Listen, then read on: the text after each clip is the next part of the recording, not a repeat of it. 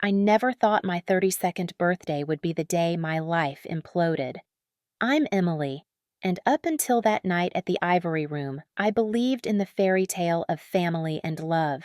The restaurant was a shimmering haven of elegance, with crystal chandeliers casting golden light over crisp white tablecloths. I'd chosen it for its reputation as the perfect spot for celebrations, a place where memories were made. Mark, my husband of 6 years, had seemed excited, even helping me pick out the deep blue dress that hugged my frame. My sister Lauren, always the life of the party, had promised to make it a night to remember. Little did I know how darkly she meant those words. The evening started with laughter and clinking glasses. My parents were there, beaming with pride as they toasted to my health and happiness. Mark sat beside me, his hand resting warmly on mine under the table, his smile as charming as ever. Lauren, dressed in a bold red gown that screamed confidence, kept the conversation flowing with her usual wit.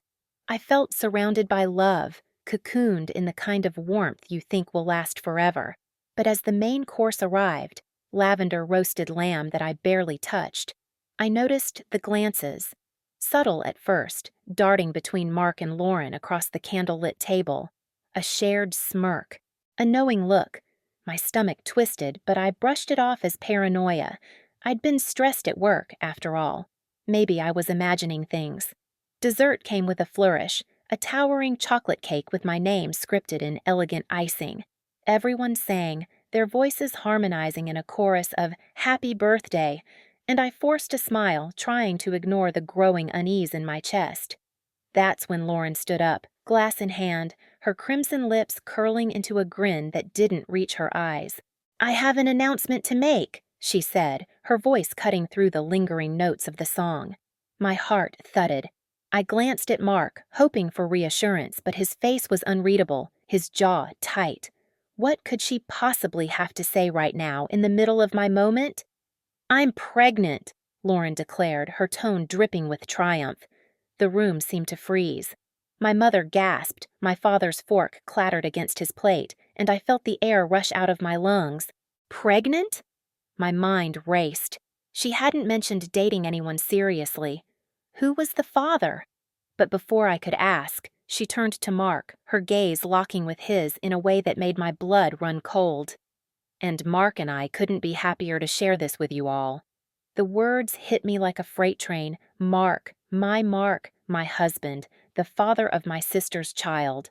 I stared at him, waiting for him to deny it, to laugh and say it was some cruel joke. But he didn't. He just looked down at his plate, avoiding my eyes, while Lauren's smug expression burned into me. The room spun. I could hear my mother stammering, asking for clarification, but it was all a blur. All I could focus on was the betrayal, sharp and jagged, slicing through every memory of our life together. 6 years of marriage, countless dreams of starting our own family, shattered in a single sentence. I wanted to scream, to throw something, to demand answers right there in front of everyone. But I couldn't move. I was paralyzed, my hands trembling as they gripped the edge of the table. Lauren sat back down, sipping her water as if she hadn't just detonated a bomb in the middle of my birthday dinner. Mark finally looked at me, his eyes filled with something. Was it guilt? Pity? I couldn't tell. "Emily, we should talk," he mumbled, barely audible over the ringing in my ears. Talk? After this? My mind screamed for clarity, for a way to rewind time and unhear those words. But then, amidst the chaos in my head, a memory flickered. Something I'd dismissed months ago. A receipt. A text message I'd glimpsed on Mark's phone. Pieces of a puzzle I'd refused to assemble until now. What if I wasn't as blindsided as I thought? What if I had the power to turn this nightmare back on them? My fingers tightened around my glass, resolve hardening in my chest. They thought they could humiliate me and walk away unscathed. They were wrong.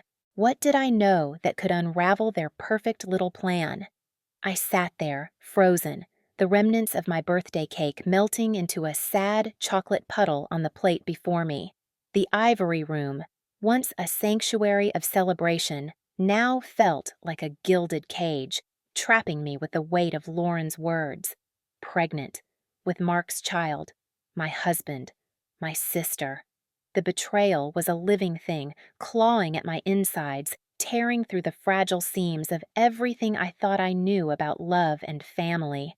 I could still feel the ghost of Mark's hand on mine from earlier in the evening, a cruel mockery of the warmth I'd clung to. How long had this been going on? How had I been so blind? Growing up, I was always the dependable one, the sister who fixed things when they broke. Lauren, with her effortless charm and wild streak, was the golden child in our parents' eyes. I remember saving up for months to buy her a prom dress when she maxed out Mom's credit card on shoes. I paid for her college textbooks when she swore she'd pay me back. Spoiler, she never did.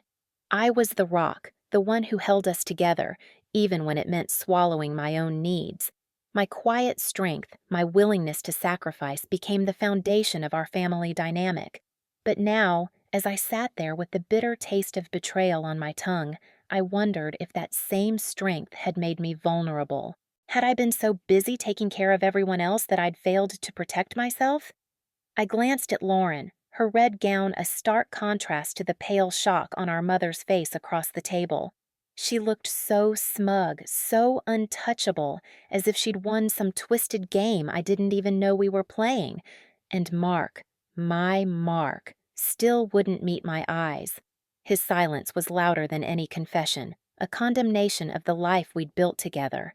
I wanted to lash out, to demand answers in front of everyone, to shatter the facade of this perfect family dinner. But something held me back. Maybe it was the years of biting my tongue, of keeping the peace at my own expense. Or maybe it was the flicker of a memory, that receipt I'd found crumpled in Mark's jacket pocket months ago. A hotel. A date I'd assumed was a business trip. I'd dismissed it, buried it under layers of trust. What a fool I'd been. My fingers tightened around the stem of my wine glass, the cool glass grounding me as my mind raced. I thought of all the times I'd covered for Lauren, all the messes I'd cleaned up. The late-night phone calls when she was stranded after a party, the loans I knew I'd never see returned, the way I'd smiled through gritted teeth when Mom and Dad praised her every minor achievement while my sacrifices went unnoticed. I'd always told myself it didn't matter, that family was worth it. But now, staring at the wreckage of my marriage, I felt the weight of every unreciprocated gesture crash down on me. Had I enabled this? Had my endless giving made Lauren think she could take everything, even my husband? The murmur of voices around the table brought me back to the moment. My father was asking Lauren questions, his tone cautious, while my mother dabbed at her eyes with a napkin, clearly torn between joy for a grandchild and horror at the circumstances.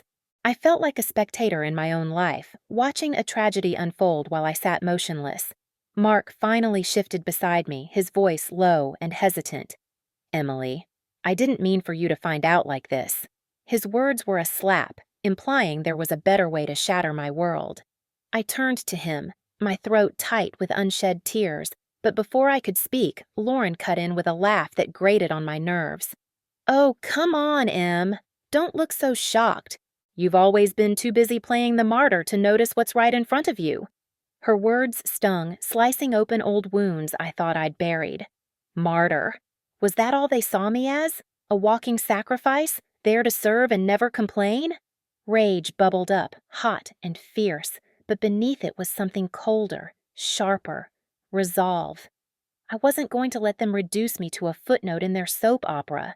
I knew things, secrets about Lauren's past I'd kept hidden to protect her, to protect us all. And Mark? If he thought I'd roll over and accept this, he didn't know me at all. As I stared at them, a plan began to form, jagged and unpolished, but fueled by a fire I hadn't felt in years. They thought they'd broken me tonight. But what if I had the key to break them instead?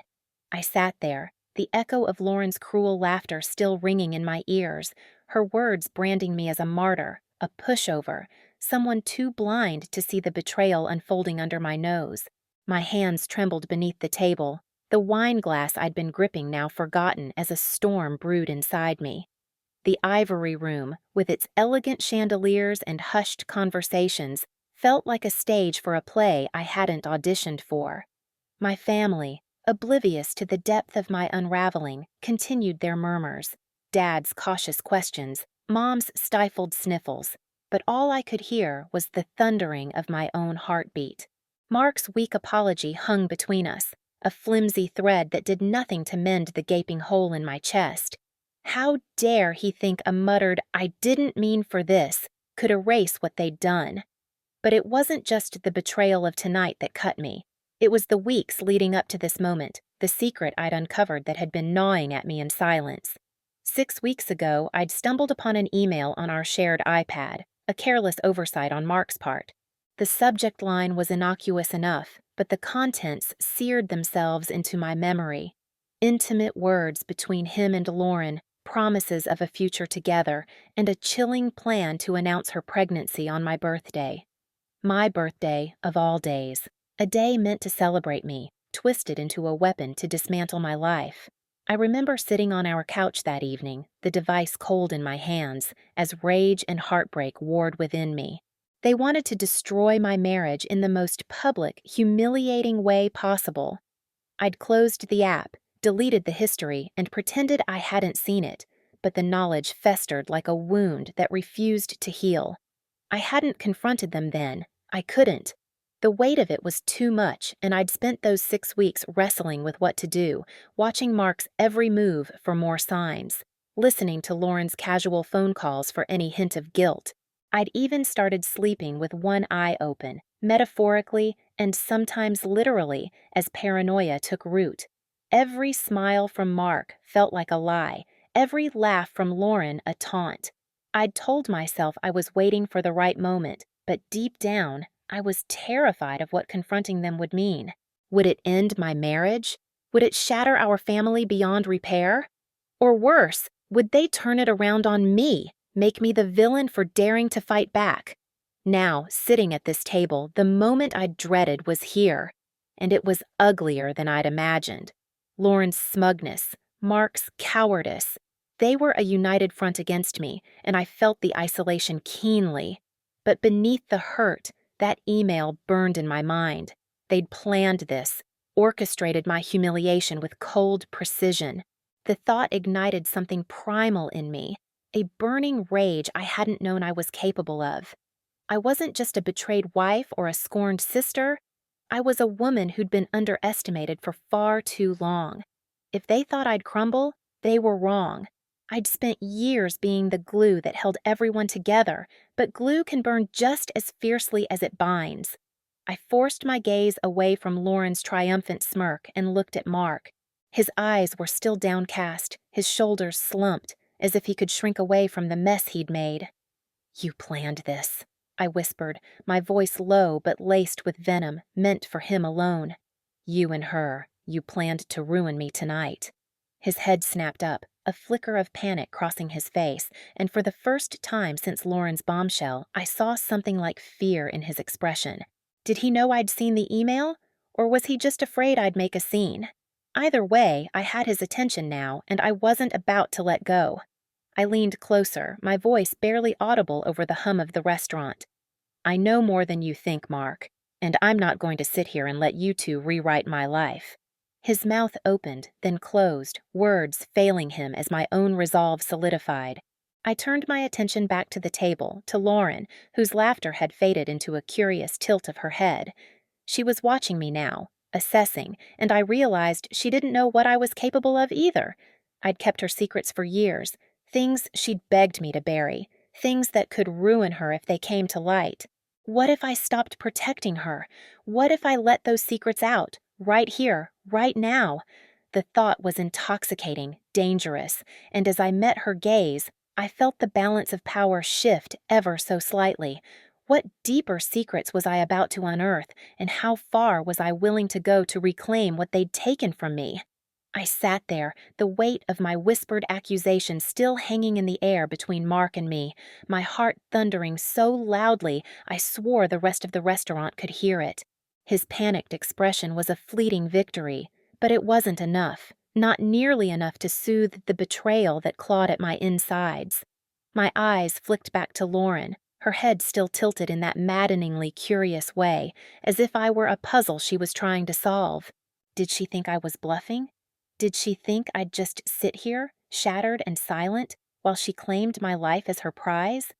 The thought made my blood boil, and I gripped the edge of the table to steady myself, my nails digging into the polished wood. The hum of the ivory room seemed to fade as my mind raced, spiraling back to the secret that had started this unraveling. Not just the email, but something even deeper. Something I'd carried for a year like a stone in my chest. Mark had come to me 12 months ago, his face pale and his voice trembling, with a medical report from Northwood Clinic clutched in his hand. He'd sat me down on our worn-out couch, the one we'd picked out together during happier times, and told me the results of the fertility tests we'd both taken. "It's you," he'd said, his eyes avoiding mine. "They say you can't have children." I remember the room spinning, the air sucked out of it as his words landed like a punch. I'd blamed myself instantly, internalized the shame, and spent months grieving a future I thought was stolen from me. I'd cried alone in the bathroom, hidden my pain from family, and let Mark comfort me with hollow reassurances while I wondered what I'd done wrong. But 6 weeks ago, while scouring our shared files for that email I'd found between him and Lauren, I stumbled upon something else. A scanned copy of the actual report from Northwood Clinic, buried in a folder Mark probably thought I'd never find. My hands had shook as I opened it, expecting to see my name next to those devastating words. Instead, the results stared back at me in cold clinical text. Mark was the one who was sterile, not me. The lie hit me harder than the initial news ever had. He'd fabricated the story, turned the truth on its head, and let me carry the burden of a fault that wasn't mine. Why? To protect his ego? To manipulate me into some twisted narrative where I needed him more than he needed me? Or was it to cover something else? Something even uglier? As I sat at this table now, surrounded by the clinking of silverware and the distant laughter of strangers, that lie burned hotter than ever. It wasn't just about Lauren and her pregnancy announcement. It was about a year of deception, a year of Mark watching me crumble while he hid the truth. My gaze hardened as I looked at him again. He was fidgeting with his napkin, his discomfort palpable, but I didn't care. "How could you?" I said, my voice a low hiss, barely controlled. "How could you lie to me about something so fundamental?" His eyes widened, and I saw the realization dawn. He knew I wasn't just talking about tonight. Did he suspect I'd found the real results? Or was he scrambling to guess which of his many lies I'd unearthed? Lauren shifted in her seat, her earlier smugness replaced by a flicker of unease. "What are you talking about?" she asked, her tone sharp, cutting through the tension like a knife. I almost laughed, a bitter, hollow sound that caught in my throat. Of course, she didn't know. Mark had kept this secret from her too, hadn't he? Or had they conspired together, laughing behind my back at how gullible I was? The thought made my stomach churn, but it also fueled me.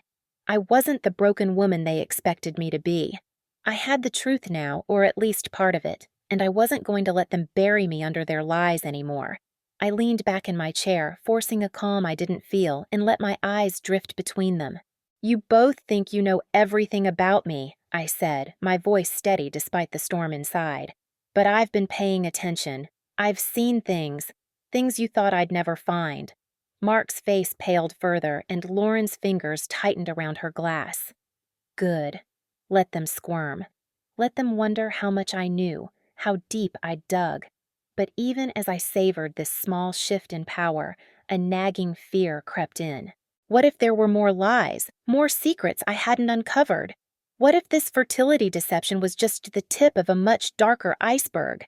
I needed answers, and I needed them now, before their next move crushed me completely. What else had Mark hidden, and how far would I have to go to expose it all? The tension at the table was a live wire, crackling with every breath I took. Mark's pale face and Lauren's tightening grip on her glass were small victories, but they only fueled the fire of questions burning inside me. What else had they hidden? How far did their deception stretch? I couldn't just sit there, simmering in my own anger while they thought they'd won. I needed to know the full extent of their betrayal, even if it meant tearing my own heart apart in the process. My fingers twitched, itching to confront them with everything I'd found, but I held back. Not yet. I needed more than accusations. I needed proof that would shatter their lies beyond repair. That night, after excusing myself from the torturous dinner with a forced smile and a flimsy excuse about a headache, I drove home in a haze of fury and determination. My apartment felt like a cage, every corner holding memories of Mark's comforting lies. I couldn't sleep, couldn't eat. Instead, I sat at my desk, the glow of my laptop screen casting harsh shadows on my face as I scoured through every document, email, and bank statement I could access. That's when I saw it, a withdrawal of $20,000 from our joint account, dated just weeks after Mark had claimed it was for medical tests at Northwood Clinic. My stomach dropped. There was no way those tests cost that much. I'd already called the clinic under a pretense last week. They'd confirmed our insurance covered everything, with no out-of-pocket fees. So where had the money gone? The next morning, fueled by desperation and a gnawing suspicion, I did something I never thought I'd do. I hired a private investigator. His name was Daniel, a gruff man in his 50s with a no-nonsense demeanor and eyes that had seen too much. I handed him everything: bank statements, the email between Mark and Lauren, even the fertility report I'd uncovered. "I need to know where this money went," I told him, my voice shaking. "And I need to know what else my husband is hiding." Daniel nodded, promising discretion, but warned me that the truth might be uglier than I expected. I didn't care. I'd already been living in a lie. Nothing could hurt worse than that. Days bled into a week, each one stretching my nerves thinner. I went through the motions of my life: work, errands, forced smiles, while my mind obsessed over what Daniel might find. Then, late on a Friday evening, he called. "Got something for you," he said, his tone clipped. "Meet me at my office. Bring a strong stomach." My heart raced as I drove across town, my palms sweaty on the steering wheel. What had he uncovered that warranted such a warning? Was it just the $20,000, or was there something bigger, something I couldn't even imagine? I sat across from Daniel in his dimly lit office, the air thick with the scent of stale coffee and old paper. He slid a folder across the desk, his face unreadable. Inside were bank records, receipts, and photos, proof that the $20,000 hadn't gone to any clinic. It had been funneled into a series of purchases for Lauren: designer clothes, a luxury spa getaway, even a down payment on a car. My vision blurred with rage. Mark hadn't just lied about the tests. He'd used our money, my money, to pamper his mistress. I wanted to scream, to storm into his office and throw every receipt in his face, but Daniel wasn't done. "There's more," he said, his voice low as he tapped another document. My breath caught as I read the words. A real estate transaction for $200,000, tied to a house in a quiet suburb. An address I recognized instantly. It was in my mother's name, a property she'd never mentioned to me. My mind reeled. My mother, who'd always been so frugal, so careful, tied to a massive sum of money that came from where? Daniel's next words hit like a brick. "The funds trace back to accounts linked to your husband. Looks like embezzlement, maybe fraud. And your mother's signature is on the deed." I stared at the paper, my world tilting. My own mother, involved in something so shady?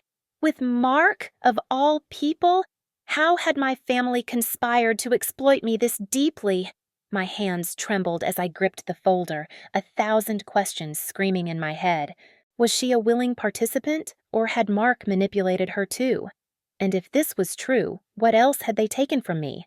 What other secrets were buried just beneath the surface, waiting to destroy everything I thought I knew? I sat in my car outside the restaurant, the folder of damning evidence resting heavily on the passenger seat. My heart thundered in my chest as I gripped the steering wheel, the leather creaking under my tense fingers. Tonight was my mother's birthday dinner, a family gathering meant to be filled with laughter and warmth, but I knew it would be anything but. The revelations from Daniel's investigation burned in my mind. Mark's lies, Lauren's deceit, the $200,000 house in my mother's name. I couldn't just pretend everything was fine, not anymore. I needed answers, even if it meant tearing through the fragile threads of our family in front of everyone. Walking into the restaurant felt like stepping onto a stage, every eye in our reserved corner turning toward me. My mother beamed, her silver hair catching the soft light of the chandeliers, oblivious to the storm brewing inside me. Mark and Lauren sat across from her, their smiles tight but smug, as if they'd already won some unspoken game. My sister Claire gave me a small wave, her brow furrowing as she sensed my tension. I forced a smile, sliding into my seat, the weight of the folder I'd tucked into my bag pulling at my every thought. I couldn't eat, couldn't focus on the small talk about Mom's favorite memories or Claire's latest work project. All I could see was the paper trail of betrayal, the receipts and signatures that proved how deeply I'd been deceived. As the waiter cleared the appetizer plates, I felt the moment building, a pressure in my chest I couldn't hold back any longer. My fingers brushed against the bag at my feet, and before I could second-guess myself, I pulled out the folder. The table went quiet as I set it down with a deliberate thud, my hands trembling but my voice steady. "I have something to share," I said, locking eyes with Mark. His face paled instantly, and Lauren's fork clattered against her plate. My mother's smile faltered, confusion flickering in her eyes. I didn't give them a chance to interrupt. I opened the folder, pulling out the sterility report first, holding it up like a weapon. "Mark, care to explain why you've been lying about Lauren's supposed pregnancy?" My voice cut through the air, sharp and unrelenting. "This report from Northwood Clinic, dated months ago, says you're sterile. So, whose baby is she carrying? Or is that just another lie to cover up something worse?" Gasps rippled around the table. Claire's hand flew to her mouth, and my mother's face drained of color. Mark opened his mouth, stammering, but no words came. Lauren's eyes darted to him, panic replacing her usual smirk. I didn't stop there. I slid the bank records across the table toward my mother, my heart twisting as I saw the hurt in her eyes. "And Mom, can you tell me why there's a $200,000 house in your name, paid for with money traced back to Mark's accounts? Money that looks an awful lot like it was stolen or manipulated?" The silence that followed was suffocating. My mother stared at the documents, her lips trembling, while Mark's face twisted into a mask of fury and fear. Lauren's hands gripped the edge of the table, her knuckles white. I could feel Claire's eyes on me, wide with shock, but I couldn't look at her. I was too focused on the unraveling before me, the smug facades of my husband and his mistress crumbling under the weight of the truth. But even as I watched their panic, a cold dread settled in my stomach. What if my mother was more involved than I'd thought? What if her signature on that deed wasn't coerced, but willing? Mark finally spoke, his voice low and strained. "You don't understand what you're doing. You're making a mistake." His words were a warning, laced with something darker, something I couldn't quite place. Lauren shot him a desperate look, as if begging him to fix this, but he didn't meet her gaze. My mother reached for my hand, her touch cold and shaky. "Sweetheart, I didn't know," she whispered, but her eyes held a flicker of something, guilt, maybe, or fear. I pulled my hand back, my mind racing. Was she lying too? Had everyone I loved been playing me for a fool all along? I sat back, the weight of their reactions pressing down on me. The restaurant buzzed around us, oblivious to the wreckage at our table, but I felt like I was drowning in it. I'd exposed their lies, yes, but at what cost? And more importantly, what were they hiding that I hadn't uncovered yet? Mark's threatening tone echoed in my ears, and I realized this confrontation wasn't the end. It was only the beginning of a much uglier fight. What would they do now that their secrets were laid bare? I stood up from the table, my chair scraping harshly against the polished floor, the sound cutting through the stunned silence like a knife. My heart was a drum in my chest, each beat louder than the last, as I stared down at Mark and Lauren. Their faces were frozen in a mix of shock and fury, but I didn't care. The truth was out, raw and bleeding, and there was no stuffing it back into the neat little box of lies they'd built. My mother's tear-streaked face tugged at me, her whispered pleas echoing in my mind. But I couldn't stay to comfort her. Not now. Not when the air felt thick with betrayal, every breath tasting of ash. Mark's eyes burned into mine, his jaw tight as he finally found his voice. "You think you've won, don't you?" he hissed, slamming his hand on the table. The glasses rattled, drawing the attention of nearby diners, their curious glances prickling at my skin. "You have no idea what you've just done. You're going to regret this." His words weren't just a threat, they were a promise, dark and heavy, and for a fleeting moment, fear coiled in my gut. What did he mean? What else was he hiding that could make this moment worse than it already was? Lauren, silent until now, suddenly snapped out of her daze, her voice shrill as she pointed a trembling finger at me. "You're pathetic. You couldn't just let it go, could you? Had to drag everyone down with you." Her words stung, not because they held truth, but because they revealed her desperation. Her perfect facade was shattered, and I could see the cracks in her composure widening with every second. But beneath her anger, there was something else. Panic, maybe even guilt. Was she afraid of what Mark might do next? Or was she hiding her own secrets, ones I hadn't yet unearthed? I ignored her outburst, my gaze flickering to the folder still splayed open on the table, the damning evidence glaring up at us all.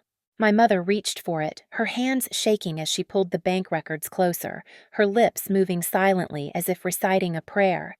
Claire, who had been eerily quiet, finally spoke, her voice barely above a whisper.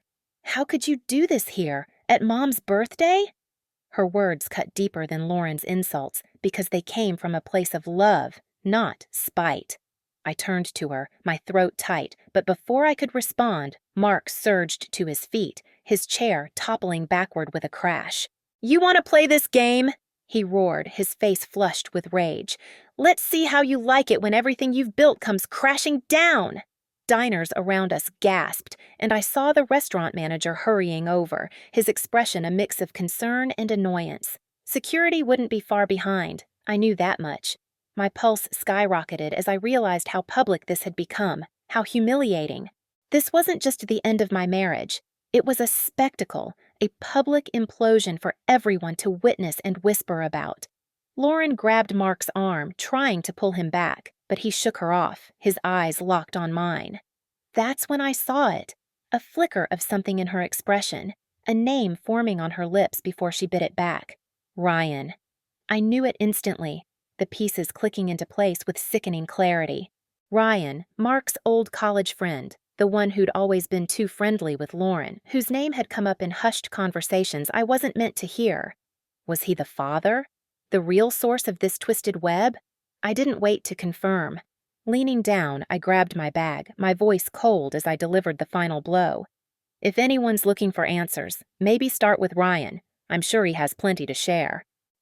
The name hung in the air like a grenade, and I saw Lauren's face drain of color, her gasp a silent confession. Without another word, I turned to Jessica, my daughter, who'd been sitting quietly at the end of the table, her wide eyes filled with confusion. "Let's go, sweetheart," I said softly, holding out my hand. She took it, her small fingers trembling in mine, and together we walked out, leaving the wreckage behind. But as we stepped into the cool night air, the restaurant doors swinging shut behind us, a new wave of dread washed over me. Mark's threat lingered in my mind, a dark shadow over the fleeting triumph of exposing their lies. What would he do now? How far would he go to protect whatever was left of his secrets? And more importantly, how was I going to shield Jessica from the fallout of a war I'd just started? The night air hit my face like a slap as Jessica and I stepped out of the restaurant, the muffled chaos of Mark's rage and Lauren's shrill accusations fading behind the heavy glass doors. My daughter's hand was still in mine, small and trembling, and I squeezed it gently, trying to anchor us both in this storm I'd unleashed. The street was quiet, save for the distant hum of traffic, but my mind was anything but. Mark's threat echoed in my skull. "You're going to regret this," and each word felt like a brick in a wall I couldn't see but knew was closing in. I glanced down at Jessica, her wide eyes searching mine for answers I didn't have. "Mom, why was everyone yelling?" she asked, her voice so soft it nearly broke me. How do you explain betrayal to a 9-year-old? How do you tell her that the family she's known her whole life was built on lies? That her father's anger wasn't just a bad mood, but a promise of something darker?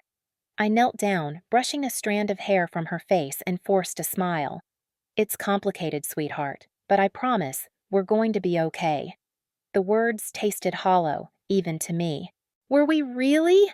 As we walked to the car, my phone buzzed incessantly in my bag, each vibration a reminder of the mess I'd left behind. I didn't dare look at it. Probably Claire, maybe my mother, trying to salvage what was left of the night. Or worse, it could be Mark, already plotting his next move. I fumbled with the car keys, my hands shaky from adrenaline, and as I opened the door for Jessica, I caught a glimpse of myself in the window's reflection. Pale, hollow-eyed, a woman on the edge. Who was I even fighting for anymore? Myself? Jessica? Or was this just some desperate need to prove I wasn't as broken as they thought? The drive to our hotel was silent, save for Jessica's occasional sniffles. I'd booked the room weeks ago, knowing tonight might end like this, but planning for disaster didn't make it hurt any less. My thoughts churned like a tempest. Mark's fury, Lauren's panic, the name Ryan dangling like a loose thread I couldn't help but tug. If he was the father of her child, if he was the secret they'd buried so deep, what else had they hidden? And Mark, what did he mean by everything you've built? My career? My reputation? Or something closer, something I hadn't even considered a target? When we got to the hotel, I tucked Jessica into bed, her small frame curling under the stiff sheets. She clutched her stuffed bear, the one she'd had since she was a toddler, and whispered, "Dad's not coming with us, is he?" My chest tightened, a vice of guilt and grief squeezing the air from my lungs. "Not tonight," I managed, kissing her forehead. "But I'm here. Always." She nodded, her eyes heavy with exhaustion, and as she drifted off, I sat on the edge of the bed, staring at the muted TV screen, unable to quiet my mind. Over the next 6 months, the legal battles consumed everything. Mark's company, desperate to avoid the scandal of his infidelity and financial deceit, pushed for a quick settlement. Every court date was a battlefield, every email from my lawyer a new wound. But I fought, harder than I thought I could, because walking away with nothing wasn't an option. Not for me, and definitely not for Jessica. When the divorce was finalized, I felt a strange mix of relief and emptiness. Free, yes, but at what cost? My family, toxic as it had been, was gone. My mother had chosen silence, Claire had withdrawn, and Mark? Well, he'd made it clear he'd never forgive me. So I moved. A new city, a clean break, severing every tie that tethered me to that old life. The day we arrived, I stood in our tiny apartment, boxes still unpacked, and watched Jessica explore her new room with cautious excitement. It was a fresh start, a chance to rebuild, but as I looked out the window at the unfamiliar skyline, a gnawing question clawed at me. I'd escaped the past, but could I escape myself? All the anger, the doubt, the years of swallowing pain. Had they followed me here, waiting to unravel everything I was trying to build? The new apartment smelled of fresh paint and possibility, though the stark white walls felt more like a blank slate I wasn't sure how to fill. Jessica darted through the small space, claiming corners for her toys, while I unpacked boxes with a quiet determination. This was our reset, our chance to stitch together a life unmarred by the shadows of Mark and the family I'd left behind. But even as I hung her drawings on the fridge, my hands trembled with a lingering unease. Starting over sounded noble, but it felt like running, hiding from the wreckage I'd caused. Could I really build something new when I wasn't sure who I even was anymore? A week into our move, I stumbled upon a small pottery studio just a few blocks away. The sign out front promised beginner classes. Find your calm in clay. And though I'd never touched a potter's wheel in my life, something about it called to me. Maybe it was the idea of shaping something with my own hands, of creating beauty from a lump of nothing. I signed up on a whim, dragging Jessica along for a family session. The first time I pressed my fingers into the cool, wet clay, feeling it yield under my touch, a strange peace settled over me. It was messy, imperfect, but mine. Jessica giggled beside me, her tiny hands smearing clay across her cheeks, and for the first time in months, I laughed. Really laughed. The studio became our sanctuary. Every Wednesday evening, we'd escape there, surrounded by the hum of spinning wheels and the earthy scent of damp earth. I met others, too. People who didn't know my past, who didn't look at me with pity or judgment. There was Sarah, a soft-spoken widow who crafted delicate vases, and Tom, a gruff retiree whose lumpy mugs always made us smile. But it was the quiet moments with Jessica that I treasured most, her chatter filling the gaps in my thoughts as we molded bowls and cups. She'd tell me about her new school, her friends, the teacher who reminded her of a cartoon owl, and I'd listen, soaking in her light. It felt like healing, like we were rebuilding ourselves one imperfect piece at a time. Yet, even in those moments of calm, the past lingered like a stubborn stain. I'd catch myself glancing at my phone, half expecting a venomous text from Mark or a guilt-laden call from my mother. The divorce settlement had been finalized, but the emotional debris hadn't settled. I'd won custody and enough to start over, but at night, when Jessica slept, I'd sit alone on the couch, replaying every fight, every betrayal. Had I been too harsh? Should I have stayed longer, tried harder to save what little we had? The questions gnawed at me, eroding the fragile confidence I was trying to build. One rainy afternoon, as I scrolled through news updates while waiting for Jessica's school bus, a headline stopped me cold. Local businessman sentenced to 5 years for embezzlement. My breath caught as I saw Mark's name in bold. 5 years. The weight of it hit me like a punch. Closure in black and white, a legal stamp on the chaos he'd wrought. Part of me felt vindicated, even relieved, knowing he'd face consequences beyond just losing us. But another part, smaller and quieter, ached with a sadness I couldn't name. He'd been my husband once, the father of my child, and now he was this, a headline, a cautionary tale. I set the phone down, staring at the rain-streaked window, wondering if Jessica would ever ask about him again, and if she did, what I'd say. That evening at the studio, I threw myself into the clay with a ferocity I didn't recognize. My hands pushed and pulled, shaping a jagged, uneven form that mirrored the storm inside me. Jessica noticed, tilting her head with concern. "Mom, are you okay?" she asked, her voice small but piercing. I forced a smile, wiping my hands on my apron, and nodded. "Just working through some stuff, kiddo. Let's make something together." We did, a lopsided vase we both laughed at.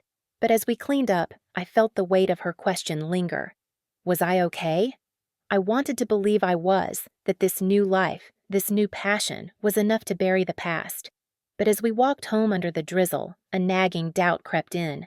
I'd found solace here, in clay and in laughter, but what if the cracks in me were deeper than I thought? What if the next storm was already brewing, waiting to shatter everything I was trying so hard to hold together? I stood on my balcony that early spring morning, the air crisp and tinged with the promise of renewal, staring at the neglected orchid I'd impulse bought at a discount store months ago. It had been a sad, wilted thing then, its leaves yellowed and drooping, much like how I'd felt after the divorce and the relentless unraveling of my old life. I'd almost tossed it out a dozen times, convinced it was beyond saving, just as I'd often thought I was. But something, stubbornness maybe, or a flicker of hope, kept me watering it, whispering to it during sleepless nights when Jessica was tucked away in her dreams. And now, against all odds, a single delicate bloom had unfurled, its petals a vibrant purple trembling slightly in the breeze. It was a miracle, small but seismic, and as I traced a finger along its edge, tears prickled my eyes. If this fragile thing could come back to life, could I? The orchid wasn't the only thing growing on that balcony. Over the past weeks, I'd turned the narrow space into a tiny jungle of second chances. Potted herbs, a scrappy fern, even a few tomato seedlings Jessica had insisted on planting after a school project. Each day, tending to them became my quiet ritual, a way to ground myself when the noise of doubt crept in. I'd kneel there, dirt under my nails, and let my mind wander, sifting through the fragments of who I'd been and who I was becoming. The new apartment, the pottery classes, the tentative friendships at the studio, they were all part of this uncharted garden I was cultivating. But that orchid, with its improbable bloom, felt like a mirror. I'd been in the wrong soil for so long, under harsh light and neglect, yet here I was, pushing towards something brighter. The realization settled deep in my chest, both comforting and unsettling. Healing wasn't just happening, it was something I was choosing, over and over. Yet, even as I marveled at the bloom, the weight of Mark's sentencing lingered like a shadow over my shoulder. That headline had closed a chapter, but it hadn't erased the story. I found myself wondering, as I pruned dead leaves from the fern, what Jessica would think if she knew. She hadn't asked about her father in weeks, her focus consumed by school plays and clay mishaps, but I could see it sometimes, the flicker of confusion in her eyes when a classmate mentioned their dad. I wanted to protect her from the mess of it all, to let her childhood be a safe, untainted space. But how long could I shield her from questions I wasn't ready to answer myself? I sighed, brushing dirt from my hands, and glanced at the orchid again. Growth was beautiful, but it was also fragile. One wrong move, one harsh frost, and it could all wither away. Inside, Jessica was sprawled on the living room floor, surrounded by crayons and half-finished drawings of our balcony garden. "Mom, can we paint the pots tomorrow?" she asked, holding up a sketch of a tomato plant with a comically oversized fruit. I smiled, nodding, but my thoughts were elsewhere. Seeing her so carefree stirred a protective ache in me. I wanted this new life to be her foundation, not a temporary refuge that could crumble if I faltered. But doubt gnawed at me. The pottery studio had become our haven, and the plants a symbol of resilience.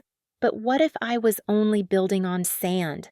What if the past wasn't as buried as I hoped, and one day it surged back to upend everything? That evening, as I tucked Jessica into bed, her sleepy voice broke through my spiraling thoughts. "Mom, do plants ever stop growing?" she mumbled, clutching her stuffed bunny. I paused, brushing a strand of hair from her face, and murmured, "Not if you take care of them, sweetie." "They keep reaching for the sun." She smiled, drifting off, but her question lingered, echoing my own unspoken fears. I'd nurtured this orchid, these plants, this new version of myself, but growth wasn't guaranteed. It demanded care, patience, and a courage I wasn't always sure I had. As I turned off her light and stepped back onto the balcony, the night air cool against my skin, I looked at the orchid's bloom glowing faintly under the moonlight. It had survived against the odds, but what about me? What if the next challenge was one I couldn't outgrow, one that tested not just my resilience, but the very roots I was trying to plant for us both? As I stood on the balcony that night, the moonlight casting a soft silver glow over the orchid's delicate bloom, my heart thrummed with a mix of pride and unease. Jessica's innocent question about plants ever stopping their growth echoed in my mind, a quiet challenge to the fragile hope I'd been tending. I traced the edge of a leaf with my fingertip, feeling the life beneath it, and wondered if I was strong enough to keep reaching for my own kind of sun. The past months had been a slow, deliberate rebuilding. Pottery classes, the tiny garden on this balcony, late-night conversations with Jessica about everything and nothing. Each step felt like a defiance of the wreckage Mark had left behind, but standing there, with the cool night air biting at my skin, I couldn't shake the fear that thriving was a temporary illusion, a bloom that could wilt under the weight of unresolved shadows. I pulled my sweater tighter around me and leaned against the railing, my gaze drifting to the city lights flickering in the distance. The sentencing might have put Mark behind bars, but it hadn't silenced the memories of his betrayal or the cruel whispers of his family, who'd painted me as the villain in their twisted narrative. For years, I'd lived under their judgment, shrinking to fit their expectations, until I'd nearly forgotten who I was without their disdain. The divorce had been messy, yes, but it was their lies. About me, about my worth, about my role in their son's downfall, that had cut deepest. They'd conspired to protect him, to bury his wrongs under a pile of half-truths, and I'd almost believed I deserved the blame. Almost. But as I fought through the legal battles, scraped together a new life for Jessica and me, and uncovered their deceptions one by one, I realized something crucial. My survival wasn't just defiance. It was my quiet victory. That realization had been building for weeks, maybe months, as I pieced myself back together. Every small win, the orchid blooming, a successful pottery piece, Jessica's laughter echoing through our cramped apartment, felt like a brick in a new foundation. But it wasn't just about survival. It was about thriving in a way they never expected, in a way that dismantled their carefully crafted lies. I'd exposed their complicity, not with shouting matches or public spectacles, but with the steady, undeniable truth of my life moving forward. I'd shown up to court with evidence, with dignity, while they scrambled to rewrite their story. I'd enrolled in classes, found a job, built a home for my daughter, all while their accusations crumbled under the weight of reality. My independence wasn't just freedom from Mark. It was freedom from their narrative, and that was the revenge they couldn't counter. Yet, as empowering as that felt, it didn't erase the ache of what I'd lost along the way. I turned back to the orchid, its purple petals almost luminescent in the dark, and felt a pang of guilt for the years I'd spent doubting myself. I'd been so conditioned to see my worth through their eyes that even now, with their influence waning, I sometimes caught myself waiting for their approval. How many nights had I lain awake, replaying their words, wondering if I really was the failure they claimed? And how many more would it take to fully unlearn that? I sighed, my breath visible in the chilly air, and tucked my hands into my pockets. Healing wasn't linear. It was a garden full of weeds and blooms, and I was still learning which to pull and which to nurture. Inside, the apartment was quiet, Jessica's soft snores drifting through the open door. I glanced at the stack of bills on the kitchen counter, a reminder of the practical side of this independence I'd fought for. Money was tight, always tight, but each paycheck felt like a small rebellion against the life they'd wanted for me, dependent, diminished, defeated. Still, the pressure of making ends meet, of ensuring Jessica never felt the strain, gnawed at me. I was thriving, yes, but at what cost? Exhaustion crept into my bones some days, and I wondered if this victory was sustainable, or if I was just one misstep from losing it all again. As I turned to go back inside, my phone buzzed in my pocket, jarring me from my thoughts. I pulled it out, squinting at the screen in the dim light, and saw a name I hadn't expected. Laura, Mark's sister, the one who'd been the most vocal in her defense of him. My stomach twisted. We hadn't spoken in over a year, not since the courtroom drama, and I'd made peace with never hearing from her again. Why now? What could she possibly want after all this time? My thumb hovered over the ignore button, but curiosity and a flicker of dread stopped me. What if this was the past surging back, ready to test the roots I'd so carefully planted? I stood frozen on the balcony, the cool night air biting at my cheeks as I stared at Laura's name glowing on my phone screen. My thumb hesitated, torn between the urge to swipe away the call and the gnawing curiosity about what she could possibly want after all this time. The last time we'd spoken, her words had been venomous, dripping with accusations that I'd orchestrated Mark's downfall out of spite. She'd stood by him, unwavering, even when the evidence of his betrayal and deceit was laid bare for everyone to see. So why now? Why reach out when I'd finally started to carve out a life free of their shadows? My heart thudded unevenly as I pressed accept, bracing myself for whatever storm was about to break. Her voice came through, softer than I remembered, almost tentative. "Hey, it's Laura. I know you probably don't want to hear from me, but I needed to talk. Can we meet, just for a few minutes?" I blinked, caught off guard by the lack of hostility. My mind raced, searching for hidden motives. Was this a trick? A way to drag me back into their drama? Or was there something genuine behind her tone? I gripped the railing with my free hand, the cold metal grounding me as I struggled to respond. Why, Laura? What's this about? My voice was sharper than I intended, years of hurt sharpening the edges. She sighed, a sound heavy with something I couldn't quite place. Regret, maybe? I can't do this over the phone. Please, just meet me tomorrow. There's a cafe near your place, the one with the blue awning. 10 in the morning? I'll explain everything.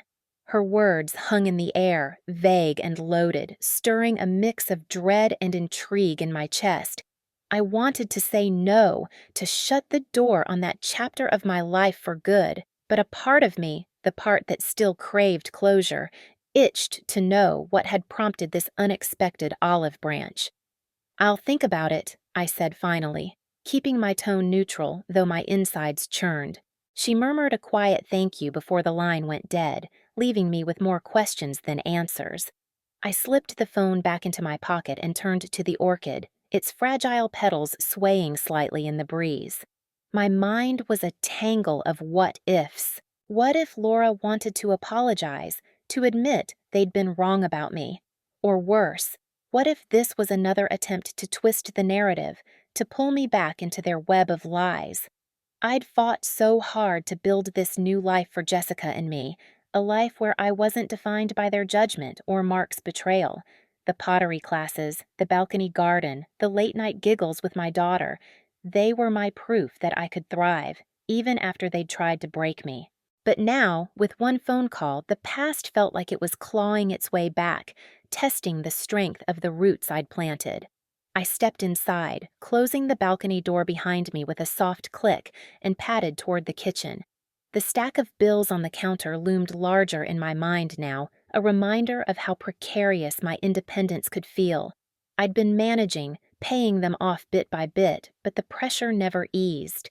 If Laura's call was a threat to this fragile stability, could I afford to ignore it? Or was facing her the only way to ensure the past stayed buried?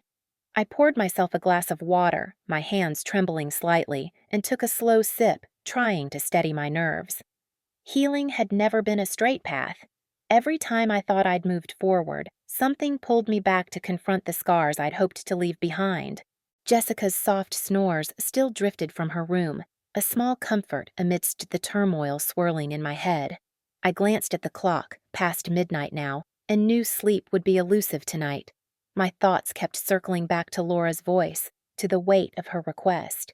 Meeting her could open old wounds, but avoiding her might mean never knowing if I'd truly escaped their influence.